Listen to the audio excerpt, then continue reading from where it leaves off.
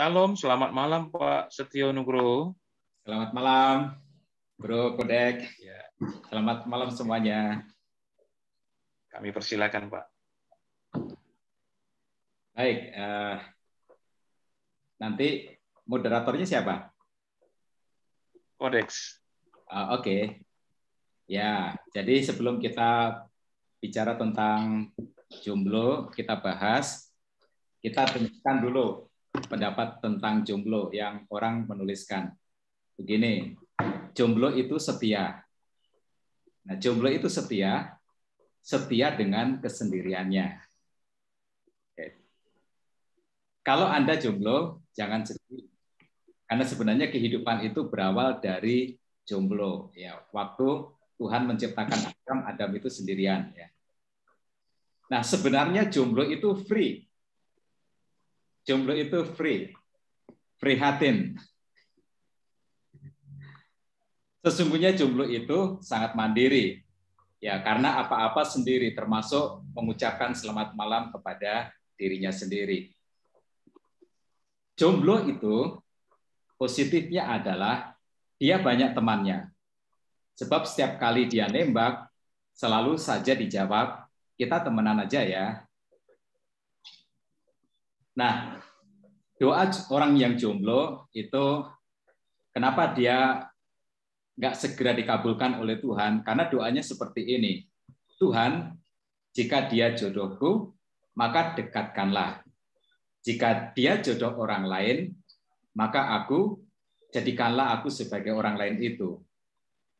Kita tidak usah sedih kalau harus sendiri. Mengapa? Matahari itu juga sendiri. Tetapi walaupun matahari itu sendirian, dia tetap bersinar. Ada hal-hal yang positif yang dari jomblo. Ya, misalnya Superman itu selalu single. Batman itu juga single. Spider-Man juga single. Sehingga orang yang jomblo akan berkata, oh aku tahu sekarang, aku single karena aku adalah superhero. Kita mulai, saya akan share screen dulu.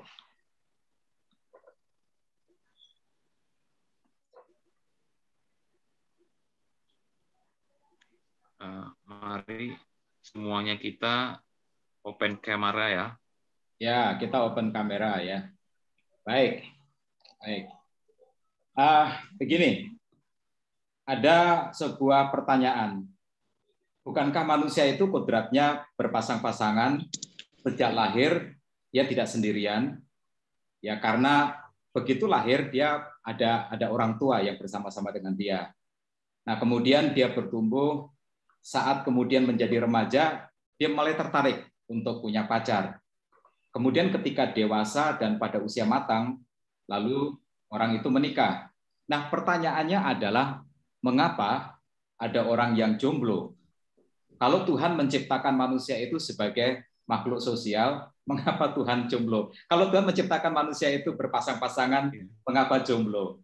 Nah, Tuhan menciptakan manusia itu sebagai makhluk sosial, itu betul. Di dalam Kejadian pasal 1 ayat 26 dikatakan, berfirmanlah Allah, baiklah kita menjadikan manusia menurut gambar dan rupa kita, supaya mereka berkuasa atas ikan-ikan di laut dan burung-burung di udara, dan atas ternak, dan atas seluruh bumi, dan atas segala binatang melata yang merayap di bumi. Nah, jadi ini awal. Nah, setelah kemudian Tuhan menciptakan manusia pertama itu, Tuhan menempatkannya di Taman Eden.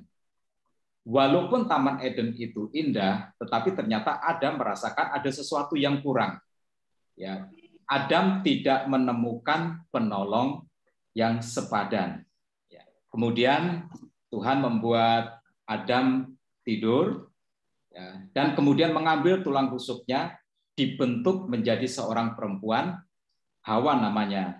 Ketika Adam sudah bangun dan Tuhan membawa Hawa itu kepadanya, maka Adam berkata, inilah dia, tulang dari tulangku dan daging dari dagingku.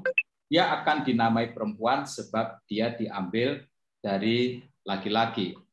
Ya, itu. Jadi pada waktu itu Tuhan berpendapat bahwa tidak baik kalau manusia itu seorang diri saja dan akan menjadikan penolong yang sepadan baginya. Lalu kemudian Tuhan menciptakan Hawa. Jadi kita perhatikan ada kata di sini sepadan. Sepadan. Nah, kalau kita sudah bisa menangkap ini, kita sekarang bisa ketemu masalahnya mengapa seseorang itu jomblo. Seseorang itu bukan karena dia tidak membutuhkan orang lain atau pasangan dalam hidupnya, tetapi dia tidak menemukan atau dia merasa bahwa dia tidak menemukan orang yang sepadan. Nah, itu problemnya ya. Dia tidak menemukan orang yang sepadan, maka kemudian terciptalah makhluk yang bernama makhluk jomblo itu. Oke, ini seperti itu. Kemudian ada lagi yang bertanya begini.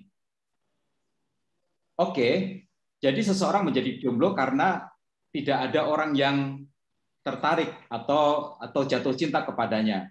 Nah, lalu kemudian pertanyaannya adalah mengapa orang tidak tertarik atau tidak bisa jatuh cinta kepadanya sehingga seseorang harus menempuh jalan kehidupan yang bernama jomblo itu. Nah, begini, itu tidak sepenuhnya benar ya, karena tidak ada orang yang tidak tertarik itu nggak sepenuhnya benar, atau tidak ada orang yang jatuh cinta kepadanya itu tidak sepenuhnya benar. Orang jomblo menjadi jomblo itu bisa disebabkan oleh beberapa hal, ya beberapa hal. Yang pertama adalah mungkin orang itu terlalu menutup diri. Terlalu menutup diri, ya. Oh, sorry, kurang terlalu menutup diri. Entah apa sebabnya dia menutup diri. Sorry, ternyata nggak sampai di situ. Terlalu menutup diri. Dia terlalu cuek. Ada kan orang yang terlalu cuek? Atau ada orang yang jutek? Ada orang yang jutek banget. Atau ada orang yang tidak berani mulai melangkah, ya tidak berani mulai melangkah, tidak berani untuk memulai sebuah pembicaraan, ya, atau karena sebab-sebab yang lain. Nah, sikap menutup diri ini menjadi penyebab akhirnya terjadilah sebuah keadaan bahwa orang itu menjadi jomblo. Kemudian yang kedua, ada orang yang terlalu pemilih. Ada orang yang terlalu pemilih. Dia pengennya punya pacar yang sempurna. Dia maunya punya pacar yang sempurna, yang memenuhi kriteria dia gitu. Ada kan kalau di medsos itu kadang-kadang guyonan bahwa ada cowok yang dia mimpi, yang dia cari adalah seorang perempuan yang cantik, yang bodinya bagus, lalu kemudian kalau diberi uang belanja 10.000 setiap hari itu dia bisa masak masakan yang enak segala macam.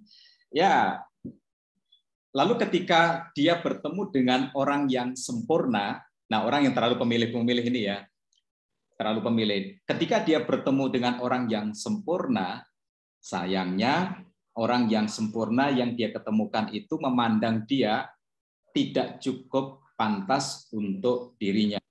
Ya. Ingin punya pacar yang hebat, tetapi orang itu tidak menghebatkan dirinya sendiri sehingga pantas untuk apa yang dia inginkan.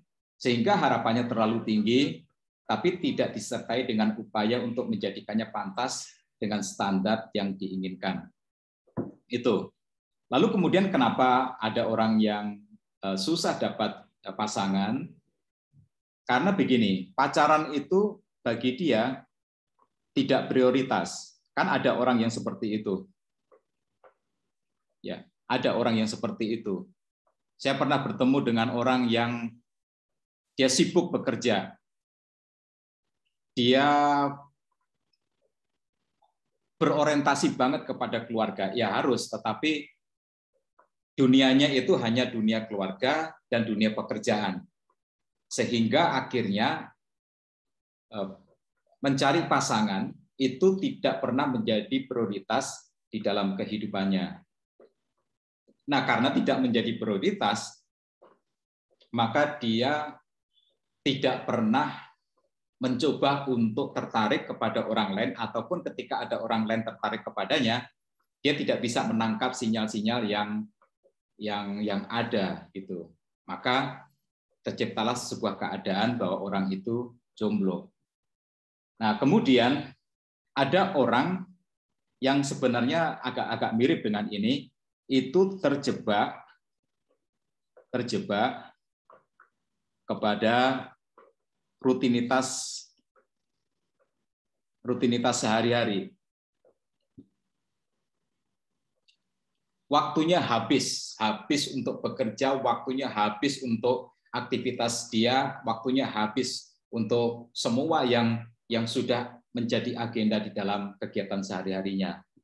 Nah, dan dia tidak menyadari bahwa sebenarnya karena rutinitas itu dia kemudian menjauhkan dia dari kehidupan sosial, interaksi dengan orang lain yang menyebabkan seseorang itu bisa bertemu dengan jodohnya. Itu. Nah, ada juga penyebab yang lain, itu adalah karena trauma masa lalu. Trauma masa lalu itu macam-macam ya. Ada anak yang melihat hubungan bapak dan ibunya itu dalam pernikahan nggak bagus. Ya, nggak bagus. Misalnya bapaknya itu bertengkar terus dengan ibunya. Dan yang dia lihat adalah menikah itu membuat kehidupan tidak bahagia. Yang dilihat mamahnya berurai air mata, atau bapaknya yang dalam keadaan yang nggak happy. Nah, itu akhirnya menjadi penyebab seseorang berjanji dia tidak mau nanti kalau besar dia menikah.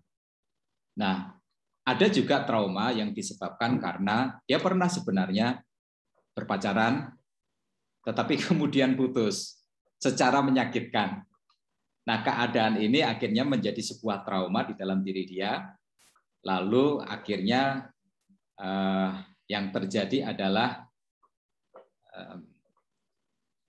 rasa trauma itu memenjarakannya untuk setiap kali ingin mendekati orang atau menjalin hubungan dengan orang lain, akhirnya menjadi dipadamkan ya, ya seperti diikat atau seperti dirantai. Trauma menjadi seseorang tidak berani untuk mengambil langkah itu. Nah, kemudian ada juga yang punya sifat-sifat yang membuat dia itu dijauhi orang lain. Dan dia tidak sadar dengan sifatnya itu. Ya, kalau kita mau jujur, mungkin kita pernah bertemu dengan orang yang kita ingin menghindari orang itu.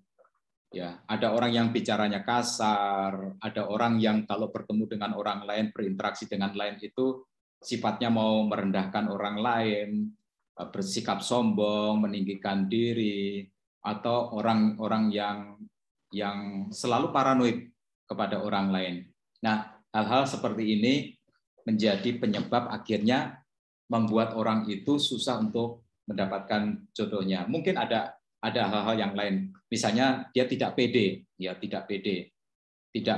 untuk menjalin hubungan dengan orang lain. Yang dia lihat itu dirinya itu selalu kurang, ya sehingga akhirnya dia tidak berani untuk mengambil langkah. Nah, itu yang kita bisa melihat apa yang terjadi. Mudah-mudahan kalau ada di antara kita yang jomblo bisa mendetek kira-kira apa yang menjadi halangan, menjadi masalah sehingga sampai hari ini jomblo atau punya saudara, punya teman yang kita ketahui bahwa dia jomblo. Ingat ya, di dunia yang semakin modern, itu jomblo itu semakin banyak, ya, semakin banyak orang-orang yang memang tidak ingin menjalin hubungan dengan orang lain, tidak ingin punya pasangan. Kalau di luar negeri, malahan mereka sudah menetapkan hati, ya, menetapkan hati. Saya tidak mau menikah, ya, untuk hidup bahagia. Menurut saya tidak perlu untuk memiliki pasangan. Nah, itu banyak sekali yang terjadi di luar negeri, dan Indonesia itu mulai banyak. Ya, kalau zaman dahulu kala masih umur belasan, orang tua sudah berusaha supaya anaknya itu menikah, tetapi semakin modern, semakin ke sini, semakin perkembangan zaman, semakin sibuk, semakin tuntutan hidup itu luar biasa, maka akhirnya menjadi banyak orang yang jomblo. Nah, kalau kita bertanya misalnya, ada nggak tipsnya supaya kita tidak jomblo?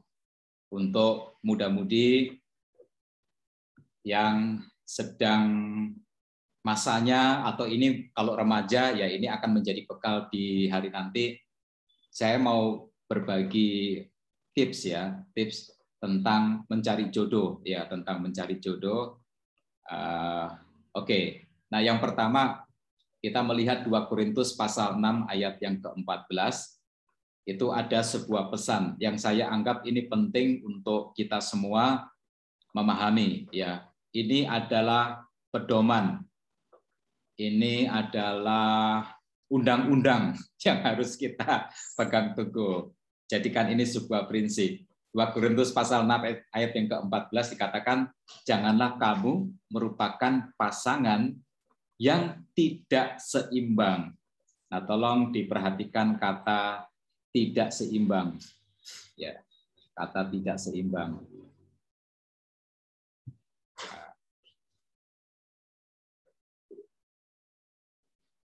Saya ulangi, janganlah kamu merupakan pasangan yang tidak seimbang dengan orang-orang yang tidak percaya, ya, dengan orang-orang yang tidak percaya. Sebab persamaan apakah yang terdapat antara kebenaran dan kedurhakaan? Atau bagaimanakah terang dapat bersatu dengan gelap? Nah, dari sini kita memiliki sebuah aturan dasar, ya, aturan dasar. Menjalin hubungan itu harus dalam posisi yang seimbang. Seimbang. Harus seimbang. Ingat, sebab pernikahan itu nantinya kalau sudah dimasuki gerbang pernikahan akan menikah selamanya. Interaksi setiap hari 24 jam seumur hidup. Kalau sampai terjadi pasangan itu tidak seimbang, maka yang terjadi adalah pertengkaran, ya, pertengkaran. Nah, karena itu untuk menjadi seimbang itu perlu dengan orang yang seiman. Seiman. Semboyannya adalah satu iman, satu kuman. Itu semboyannya. Oke, kemudian yang berikutnya. Oh ya, gini. Sorry ya. Yang saya maksud dengan seimbang dan seiman itu tidak berarti harus seagama. Maksud saya begini. Harus seiman. Ya, jangan hanya karena orang itu agamanya Kristen, lalu kemudian tanpa berpikir panjang, kita kemudian menjalin hubungan dengan orang itu, terus kemudian memutuskan untuk menikah. Ya, jangan cuma karena seagama. Orang yang seagama pun belum tentu bisa menjadi seiman dengan kita. Nah, itu perhatikan. Saya perbaiki kalimat saya yang tadi ya. Orang yang seagama pun belum tentu seimbang. Belum tentu seimbang dengan kita. Kadang-kadang saya bertemu dalam media sosial itu, ya dia Kristen sebenarnya. Tapi statusnya itu suka menghujat atau kata-kata yang kasar itu. Makanya saya kalau ketemu dengan kelompok atau orang yang seperti ini, saya menarik diri. Ya, karena nanti saya harus sering-sering beli obat sakit kepala setiap kali mendengar kata-kata yang kasar gitu. Walaupun agamanya sama. Ya, walaupun agama sama. Walaupun denominasinya sama, ya. Kalau itu tidak seimbang, itu sebaiknya dipertimbangkan untuk tidak menjalin hubungan dengan orang seperti itu. Jadi pengertian seimbang itu luas ya. Tapi persyaratan yang pertama untuk kita menjadi seimbang itu adalah tentunya seiman ya, seiman. Oke, next. Ini ayatnya dulu. Di dalam Lukas pasal 2 ayat 52 dikatakan, dan Yesus makin bertambah besar dan makin bertambah hikmatnya dan besarnya dan makin dikasihi oleh Allah dan manusia. Nah, perhatikan ini. Makin dikasihi oleh Allah dan manusia. Intinya adalah, kalau kita, ini untuk para jomblo, jombloan, jomblowati, semua para jomblowers ya. Lakukan ini, menjadi orang yang pantas untuk dicintai. Ini.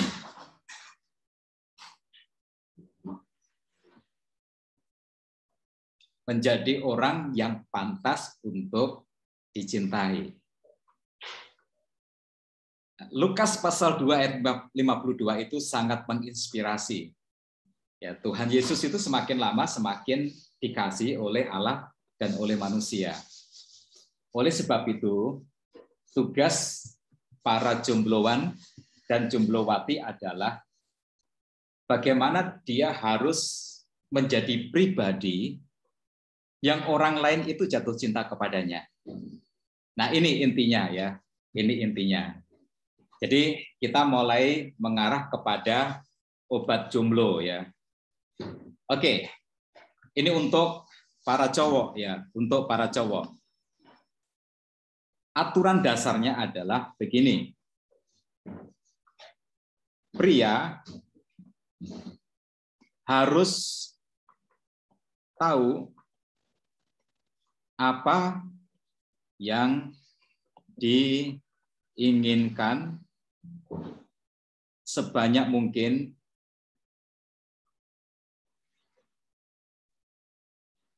wanita. Ini. Para pria yang saat ini masih berjuang dengan kejombloannya dan menempuh jalan hidup jomblo, ini kalian harus tahu apa yang diinginkan sebanyak mungkin wanita. Ya, jadi pikirkan apa sih yang membuat wanita itu tertarik kepada saya? Apa sih yang mereka sukai? Itu. Jadi dimulainya adalah dari memikirkan apa yang paling disukai oleh wanita. Nah, oke, sekarang kita lihat. Wanita itu, semua wanita ingin dicintai sebagai satu-satunya. Wanita itu ingin dicintai sebagai satu-satunya. Nah, oleh sebab itu,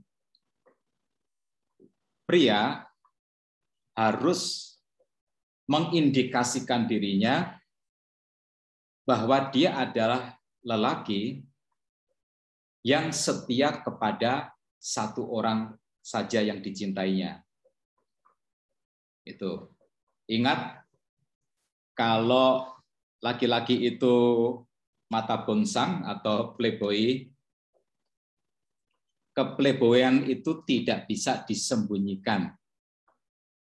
Ya. Itu akan selalu kelihatan dari bahasa tubuh. Walaupun itu tidak disadari. Itu akan kelihatan dari mata, akan kelihatan dari ekspresi wajah. Dan itu bisa ditangkap oleh orang lain. Nah, oleh sebab itu, harus mengerti apa yang diinginkan oleh sebanyak mungkin wanita.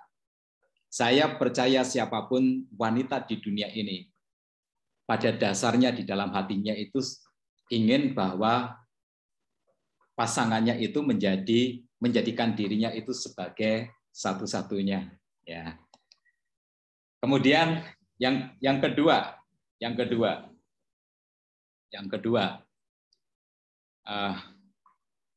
wanita itu, ini untuk para jombloan, wanita itu ingin laki-laki yang bisa memberi rasa damai.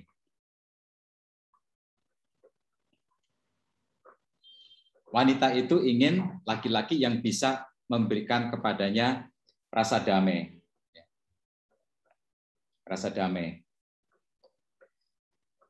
Dia nggak suka, siapapun juga nggak suka kalau ada laki-laki yang hanya membuat rasa resah, rasa gelisah, galau melalui perilaku, melalui kata-kata, melalui sikap, melalui perbuatan, melalui bahasa tubuh. Ya, siapapun wanita itu kalau si laki-laki itu bisa memberikan rasa tenang, rasa damai, maka dia akan memikirkan atau dia akan berpendapat cowok ini seperti yang saya inginkan. Itu. Nah, ini bukan hanya tentang hal itu ya, bukan hanya tentang sikap, tentang perbuatan, tentang perilaku, tetapi itu juga menyangkut tentang damai bagi masa depan. Ya, damai bagi masa depan. Karena itu, wanita yang berpikir dengan baik akan mencari laki-laki yang bisa memberinya jaminan bahwa di masa depan mereka akan hidup di dalam kecukupan. Ya. Itu tidak berarti bahwa wanita itu matre, bukan. Ya, karena hidup itu memang ada biaya yang harus dikeluarkan. Ya, ada biaya yang harus dikeluarkan. Ya. Oleh sebab itu, laki-laki harus mengerti ini, bahwa wanita itu ingin seorang laki-laki yang bisa memberinya rasa tenang, rasa damai. Itu. Kemudian yang ketiga, populer ya, populer. Populer ini bukan terkenal ya, terkenal. Bukan. Yang dimaksud populer di sini adalah dia punya kebiasaan yang baik. Dia punya kebiasaan yang baik. Sehingga ya akhirnya dia menjadi populer.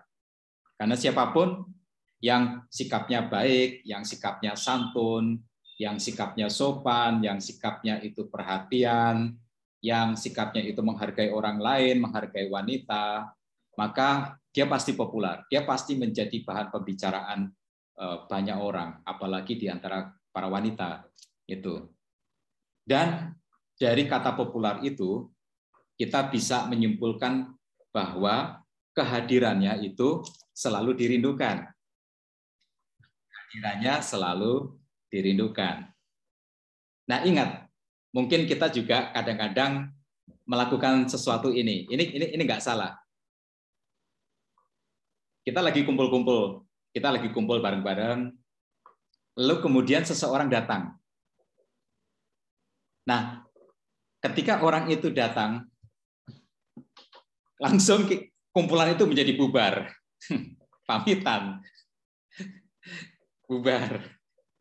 Kan ada orang yang seperti itu. Yang kalau dia ada, kacau. Yang kalau dia ada, nggak damai. Yang kalau dia ada, bawaannya panas. Yang kalau dia ada, lebih baik gue menghindar. Ya. Nah, kalau ada orang-orang yang seperti ini, coba pikirkan ya, kehadiran saya itu membuat orang lain rindu nggak untuk saya hadir? Itu. Nah, kalau ini dimiliki, ya ini bisa mengobati kejombloan para pria, ya kejombloan para pria. Jangan menjadi orang ada atau nggak masalah. Ada nggak penting. Ada nggak dibutuhkan. Jangan, ya. Jadilah orang yang dalam bahasa iklan, kalau nggak ada lo nggak rame.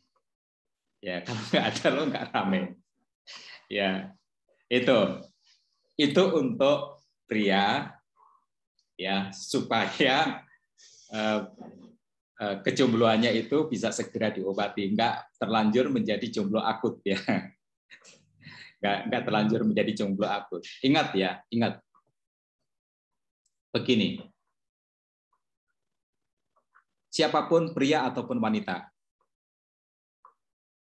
ketika dia menunda untuk punya pasangan, semakin banyak umurnya, itu semakin dia nyaman hidup sendirian.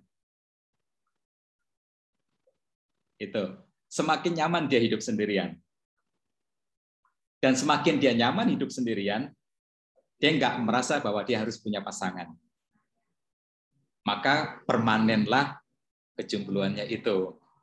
Ya, itu prosesnya psikologis sekali. Ya, itu prosesnya psikologis sekali. Nah, maka ayat yang tadi Lukas pasal 2 ayat 52 itu penting. Bahwa kita harus membangun diri menjadi orang yang Tuhan itu semakin cinta dan sesama itu semakin cinta. Nah, populer adalah sebuah kualitas yang harus dibangun di dalam kehidupan para pria. Lalu bagaimana dengan wanita? Oke, nah untuk wanita ya, untuk wanita sekarang, untuk wanita.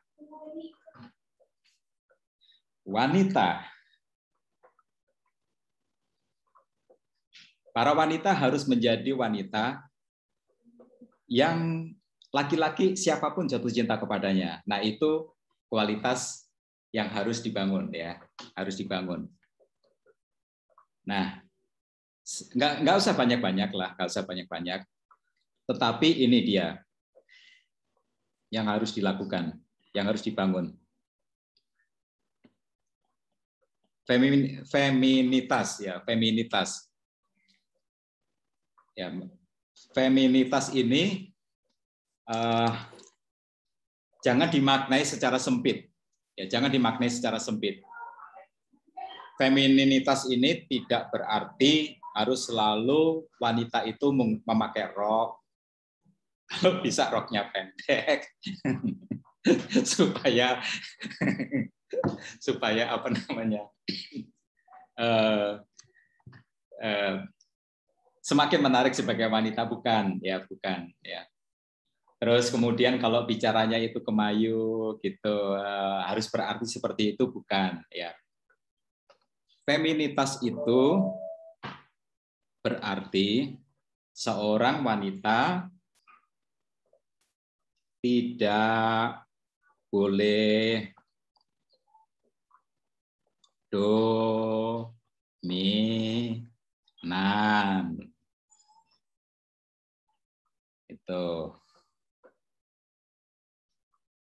boleh suka mengatur. Ya. Ingat bahwa wanita itu kodratnya adalah diciptakan sebagai penolong. Ya, sebagai penolong, bukan sebagai penguasa. Ya, penguasa, apapun alasannya. Waktu masih single, seorang pria memiliki kehidupan bebas, tapi setelah dia menjalin hubungan dengan seorang wanita, lalu kemudian dia nggak boleh ini, nggak boleh itu, kalau pergi harus dikawal.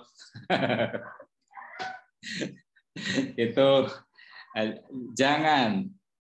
Secantik apapun wanita itu kalau sudah menjadi dominan, suka mengatur, suka memarahi laki-lakinya, suka ngomel, cantiknya itu menjadi pudar, dan yang nempel di hati dan pikiran oleh si laki-laki adalah ini orang kok dominan banget, ya, dominan banget. Ingat pepatah yang mengatakan wanita tidak diciptakan dari kulit dari tulang kepala untuk mengepalai laki-laki. Dia tidak diciptakan dari tulang kaki supaya tidak diinjak oleh laki-laki. Tetapi dia diciptakan dari tulang rusuk yang dekat di hati untuk dikasihi. Wanita harus mandiri, tetapi hati-hati. Ya, wanita harus mandiri. Siapapun harus mandiri. Tapi ingat baik-baik. Ingat baik-baik. Ketika di depan lelaki yang dia cinta, ketangguhannya sebagai wanita mandiri jangan ditunjukkan. Nanti feminitasnya akan menjadi nggak kelihatan, ya.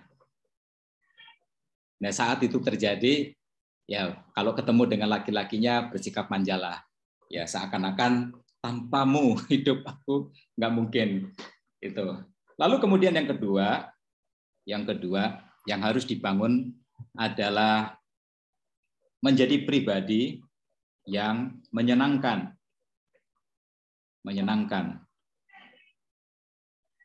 Menjadi pribadi yang menyenangkan.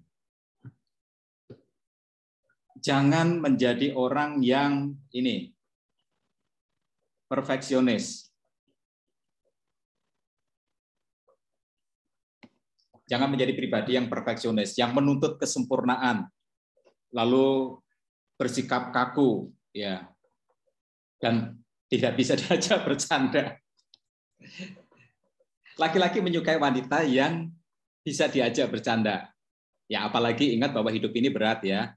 Hidup ini berat, sehingga bercanda itu adalah cara untuk kita melewati masa-masa sulit kita. Ya, yang bisa menertawakan masalah, yang bisa menertawakan kalau lagi sial, bisa tertawa bersama-sama keadaan yang sial itu.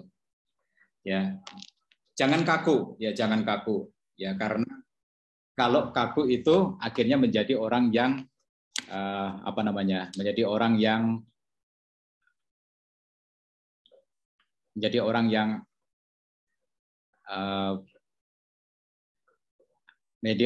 akhirnya tidak disukai oleh laki-laki, ya. Kemudian yang terakhir nggak bisa tidak, ini harus membangun kualitas setia, ya setia. Karena siapapun itu akan ingin merasa aman, sesuatu yang diharapkan sampai pada akhirnya, setia ini berarti bahwa dia peduli, lalu kemudian dia jujur, ya, dia juga bersikap terbuka dan bersikap sabar, ya sabar. Nah, ini obat untuk mengobati kejombloan teman-teman yang kebetulan dalam posisi yang saat ini belum menikah. Ya, jadi saya mau tutup dengan pernyataan ini. Lalu kemudian saya kembalikan kepada moderator. Intinya adalah bahwa kita harus menjadi pribadi yang dicintai oleh orang lain. Kalau laki-laki, dia harus membangun diri menjadi pribadi yang wanita mudah jatuh cinta kepadanya. Kalau dia wanita, dia harus menjadi pribadi yang laki-laki mudah jatuh cinta kepadanya atas hal-hal yang positif yang dikehendaki. Ya, hal-hal yang positif. Sampai di sini saya kembalikan ke moderator. Silakan. Shalom. Terima kasih Bapak Dr. Setio Nugroho. Pak Dr. Setio Nugroho ini dari melayani juga ya di Gereja Baptis Iman, dan luar biasa sekali, kami terberkati. Halo, jombloan dan jomblowati, apa kabar? Open kamera please, boleh open kamera. Oh iya, Bapak Setio, tadi ada beberapa pertanyaan nih. Beberapa pertanyaan yang disampaikan melalui chat nih. Ini dari Ida, Debbie, dan Yeti, masih jomblowati. Nih Pak, ada dua pertanyaan nih. Pertanyaan yang pertama begini. Bagaimana Bapak, kita buka diri juga salah. Ini jomblowati nih, bener-bener nih mau buka diri. Buka diri salah, tutup diri juga salah. Gimana nih Pak? Harus bagaimana gitu kan? Gak mungkin kan? Ya Ida, Debbie, dan Yeti kita, hey, saya masih jomblo loh, saya masih jomblo. Kan gak mungkin begitu juga gitu. Gimana tuh Pak?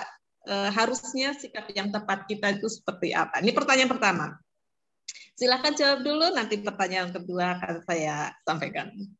Oke. Intinya itu bukan membuka diri atau menutup diri ya.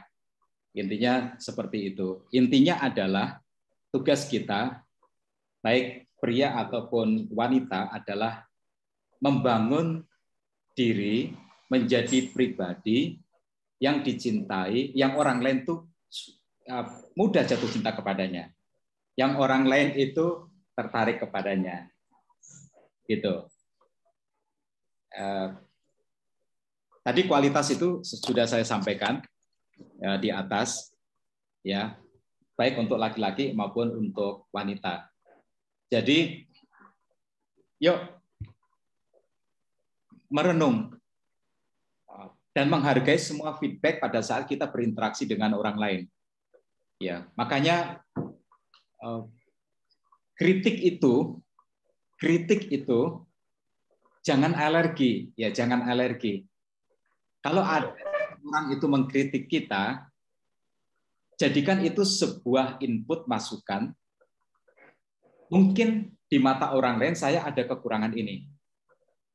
Nah, kekurangan itu diperbaikilah sehingga akhirnya kita menjadi pribadi yang terus-menerus dibangun hingga semakin banyak orang yang akan suka kepada kita. Nah, intinya adalah seperti itu, menjadi pribadi yang orang lain itu mudah jatuh cinta kepada kita. Itu. Ini bukan soal membuka diri atau menutup diri. Nah, pada saat kita membangun diri menjadi pribadi yang orang lain mudah jatuh cinta kepada kita, maka yang kita lakukan selanjutnya, kita tinggal melihat siapa-siapa yang jatuh cinta kepada kita, yang suka kepada kita, kita melihat kualitas yang terbaik yang ada pada mereka. Lalu kemudian kita bisa berdoa, mendoakan orang itu. Nah, kalau pas, kalau cocok, ya terjadilah gitu. Yang bertanya kan wanita ya? Betul, yang bertanya wanita nih Pak. Nah, yang bertanya wanita. Kalau begitu tugasnya adalah memikirkan cowok itu jatuh cintanya kepada wanita itu dalam hal apa? Karena apa? Karena kualitas apa? Ya, seperti itu. Baik, terima kasih. Oke. Pertanyaan selanjutnya nih juga dari ini karena satu device itu ada 3 orang nih. Pertanyaannya begini Pak Setio. Terus bagaimana dengan orang yang trauma Pak? Orangnya sudah pernah pacaran, tapi pacarnya ninggalin dia. Jadi akhirnya merasa trauma untuk pacaran lagi. Udah putus nih, gimana mau mulai lagi? Terluka nih, kecewa nih. Ayo Pak, silakan Pak. Oke.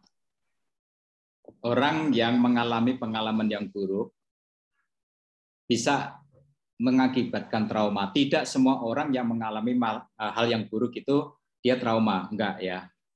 Kita harus ingat itu. Ya, kita harus ingat itu. Tidak semua orang yang mengalami hal yang buruk akan trauma. Ya, ada orang yang jatuh dia bangkit kembali. Ada orang yang jatuh dia bangkit kembali. Jadi kalau begitu, maka pengalaman yang buruk tidak selalu berakibat kepada trauma. Gitu. Nah, kalau kita bisa melihat kenyataan seperti ini, maka kita harus segera menyelesaikan rasa trauma itu di dalam diri kita. Ya, coba dilihat, ya kenapa saya trauma? Orang trauma mungkin nggak sadar. Ada orang yang tipenya pendendam.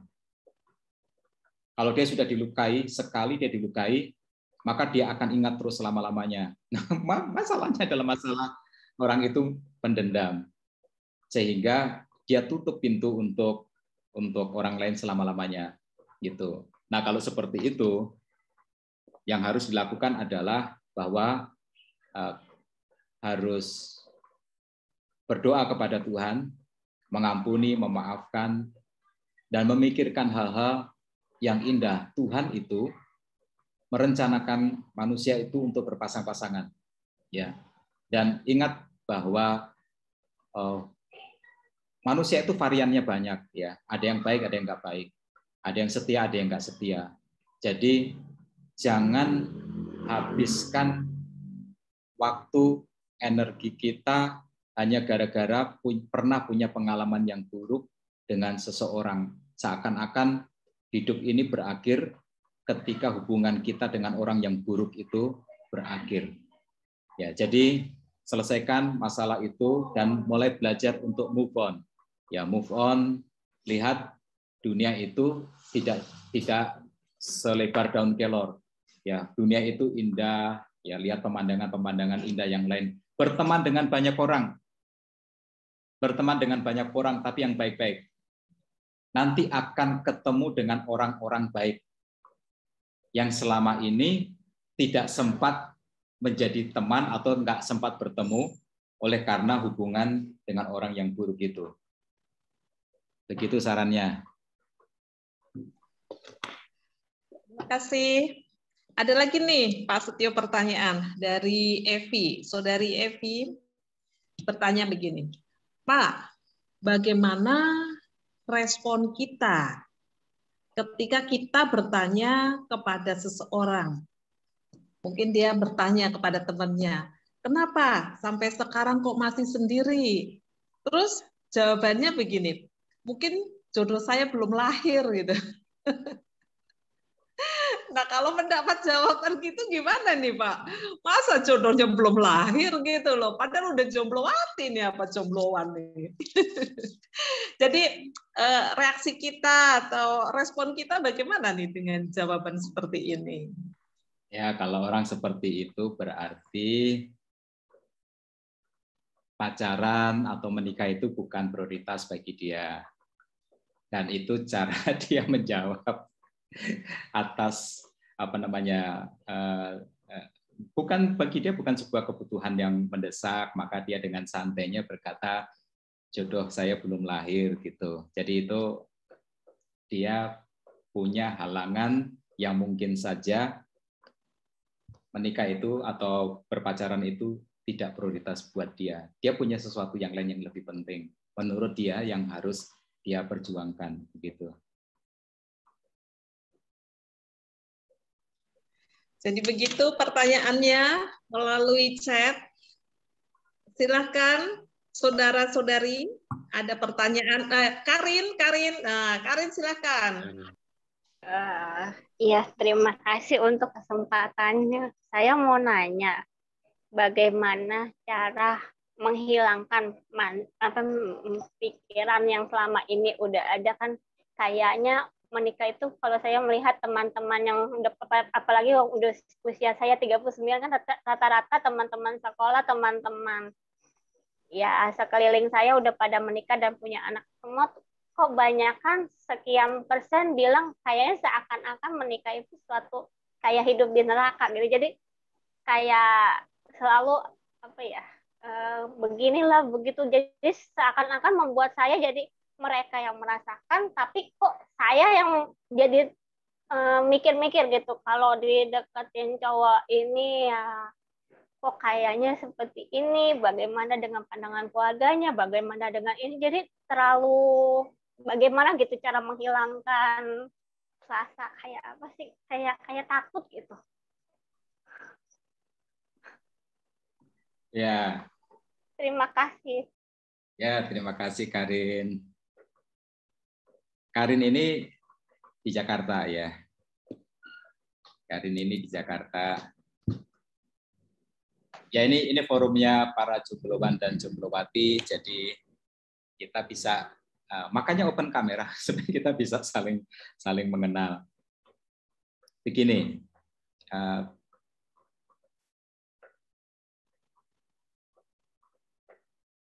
Kegagalan itu bisa menjadi pelajaran yang baik.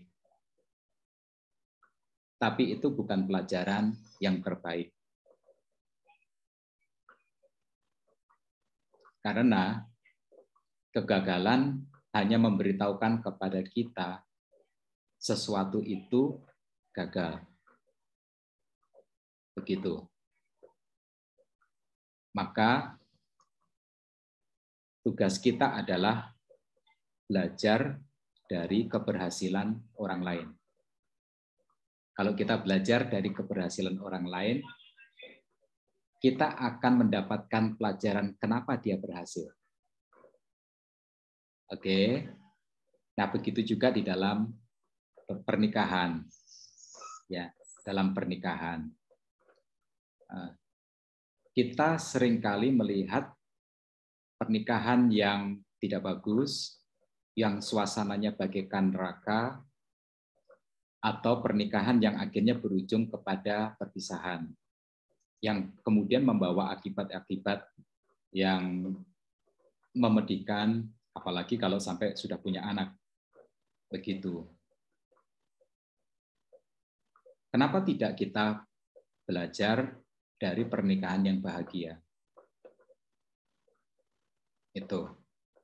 Kalau kita melihat kegagalan, kita hanya tahu kenapa dia gagal. Tapi kalau kita belajar dari keberhasilan, kita akan diberitahu atau mendapat pelajaran apa yang dia lakukan sehingga dia berhasil. Itu. Maka bergaullah dengan orang-orang yang berhasil baik di dalam pernikahan. Menimba, mengambil ilmu dari mereka, nasihat dari mereka. Ya, apalagi ini tentang kehidupan. Karena yang namanya hidup itu, seni hidup itu malah lebih kuat daripada semua teori. Ya, semua teori. Tetapi dari pengalaman-pengalaman hidup orang yang bahagia dalam pernikahan, yang berhasil di dalam pernikahan itu, kita bisa menarik prinsip-prinsip seperti itu. Kemudian penting sekali untuk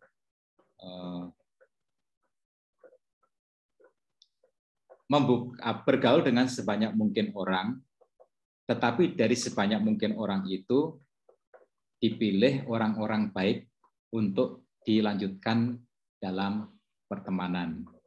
Ya. Jangan mempertahankan hubungan pertemanan dengan orang-orang yang hanya memberi energi negatif kepada kita, yang sifatnya toksik, menjadi racun.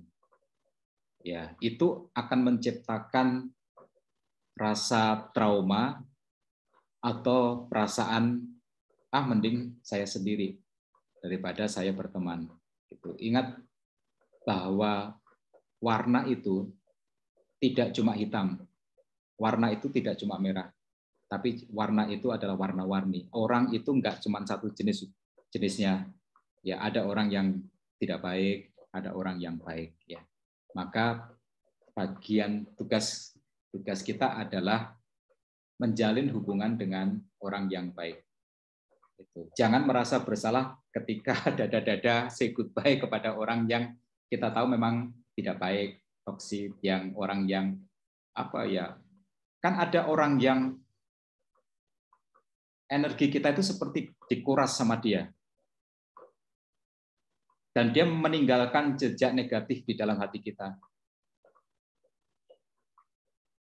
Atas nama apapun berkata selamat tinggal kepada orang seperti itu tidak pernah salah, ya, tidak pernah salah.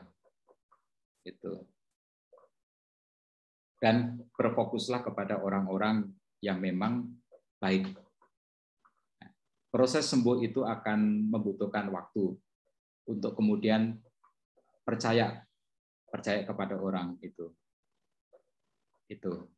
Nah, oleh sebab itu mulai melakukan ini, ya, dekati orang-orang tua yang pernikahannya bahagia, ngobrol dengan mereka, biasanya orang tua itu suka memberi nasihat kepada kita hal-hal yang baik gitu. Oke. Mudah-mudahan. Oke, terima kasih, Pak.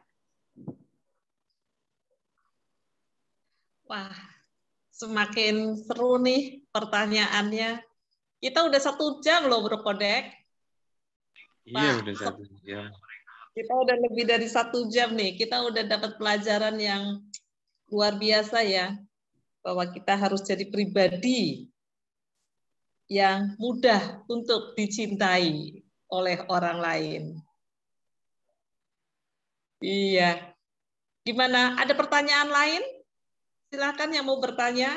Mumpung kita masih bisa mendapatkan resep anti jomblo. Oke, aku mau tanya kalau tentang menghadapi miskomunikasi antar pasangan. Miskomunikasi antar pasangan itu. Cara mengatasi miskomunikasi ya antar Iya, pasangan. iya. Cari Miss Beautiful. Jangan cari miskomunikasi atau misunderstanding. Ya kadang kan gini, karena perbedaan budaya, bahasa dan lain sebagainya itu kan kadang ada friksi-friksi di situ yang membuat terjadi gap gitu kan, semacam itu loh Pak Setio.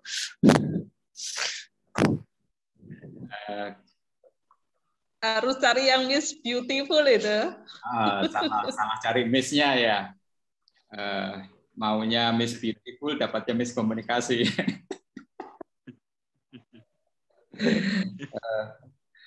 Oke. Komunikasi itu adalah merupakan bagian yang sangat penting di dalam hubungan. Ya, komunikasi itu.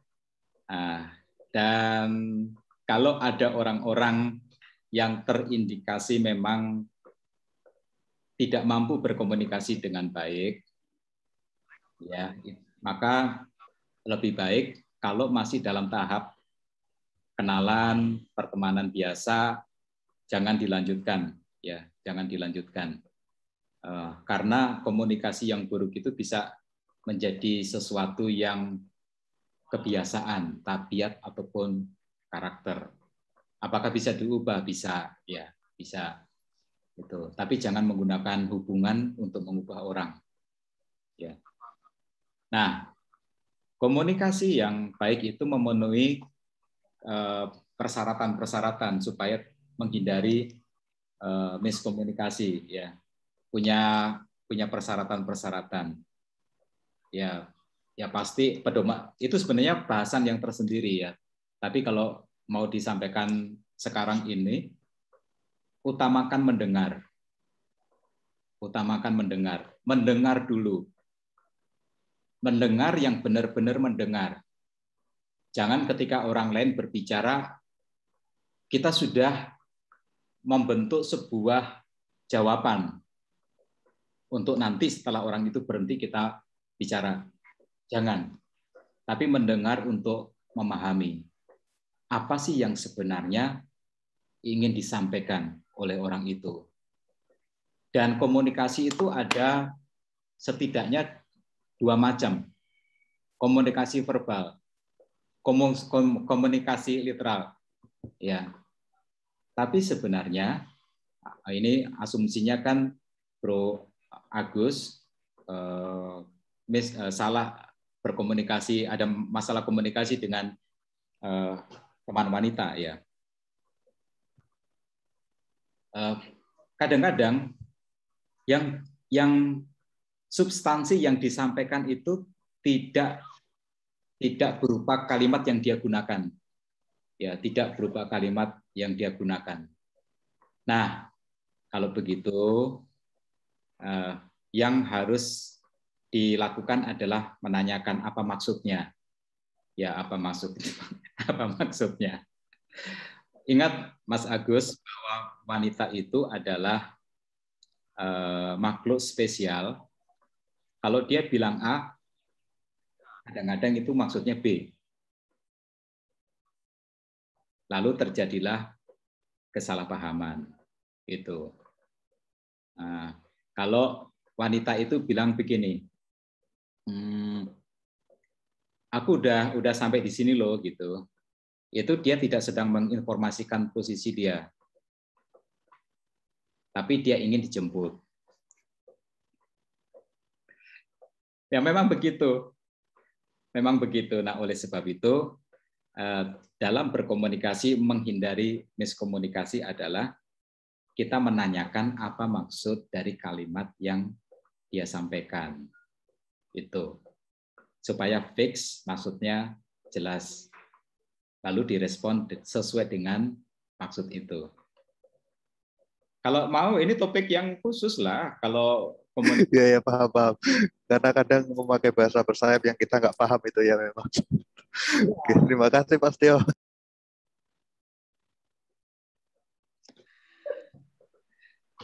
Oke.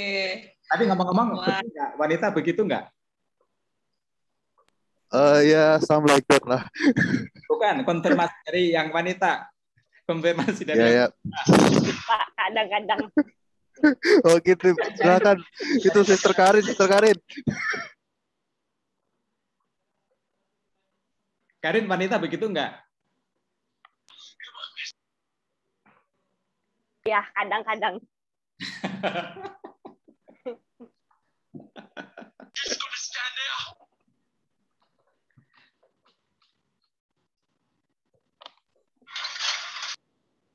Boleh lah jadi topik tersendiri nih, Bro Kodek. Nah, ini ada topik komunikasi muda-mudi.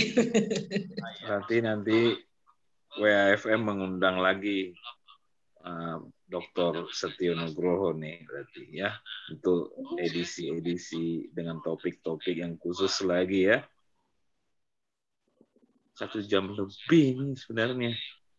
Gimana kalau kita minta nih kesediaan Pak Setio untuk menutup dengan doa Pak Setio. Baik. Kita sudah melebihi jatah waktu. Kita sekarang mari bersama-sama berdoa menutup acara ini dengan penuh syukur. Tuhan, terima kasih. Kami boleh belajar tentang hubungan antara pria dan wanita, kualitas-kualitas yang harus ada di dalam diri pria maupun wanita, supaya mereka bertumbuh menjadi pribadi yang orang lain mudah untuk jatuh cinta kepadanya. Sehingga dengan demikian, kebuntuan hubungan itu akhirnya bisa dipecahkan dan halangan bisa dilampaui. Kami berdoa di dalam nama Tuhan Yesus, Tuhan memberkati setiap peserta pada saat ini, yang sedang dalam posisi belum memiliki pasangan, baik yang masih usia muda ataupun yang sudah usia matang. Kami berdoa di dalam nama Tuhan Yesus, Tuhan memberkati mereka supaya mereka memiliki pencerahan-pencerahan yang dapat menyebabkan mereka membangun diri menjadi pribadi yang lebih indah, yang lebih diinginkan oleh setiap orang, banyak orang. Terima kasih ya Tuhan, kami menyerahkan BAFM yang menjadi host atau yang menyelenggarakan acara ini, supaya Tuhan berkati BAFM menjadi media, menjadi sarana, menjadi tempat untuk kami semua dapat belajar hal-hal yang penting dalam kehidupan ini. Sebab kami dibangun menjadi pribadi yang indah di hadapan Tuhan dan sesama. Di dalam nama Tuhan Yesus kami berdoa, haleluya, amin. Amin. Amin.